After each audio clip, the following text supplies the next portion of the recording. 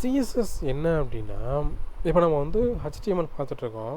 HTML ஒரு skeleton எடுத்துக்கிட்டோம் அப்படின்னா, சிஎஸ்எஸ்ங்கிறது நம்ம மேலே போட்டிருக்கக்கூடிய ட்ரெஸ்ஸுன்னு வச்சுக்கலாம். இந்த ஒரு வெப்சைட் நம்ம எப்படி க்ரியேட் பண்ணாலும் சரி, அந்த வெப்சைட்டுக்கு கலர்ஸ் வந்து நம்ம கொடுக்கணும். கலர்ஃபுல்லாக வெப்சைட்டை வந்து கொண்டு வரதுக்காக தான் அந்த ஸ்டைலுங்கிற விஷயத்தை வந்து நம்ம யூஸ் பண்ணுறோம். இந்த ஸ்டைலை டிக்ளேர் பண்ணுறதுக்கு ஸ்டைலுங்கிற ஒரு ஆட்ரிபியூட் இருக்குது. அந்த ஆட்ரிபியூட்டை நம்ம இப்போது H1 டேகில் இம்ப்ளிமெண்ட் பண்ணிவிட்டு கலரை ப்ளூன்னு வந்து செட் பண்ண போகிறோம்.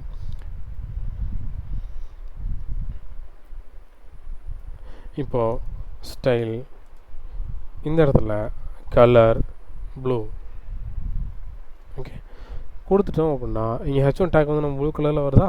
அதே மாதிரி நான் H2வை நான் ரெட் கலரை மாற்றணும்னு நினைக்கிறேன். அதனால் ஸ்டைல் கொடுத்துருக்கேன், கலர் ரெட் அப்படி மாற்றிருக்கேன். ரெட் கலரில் மாறிச்சா?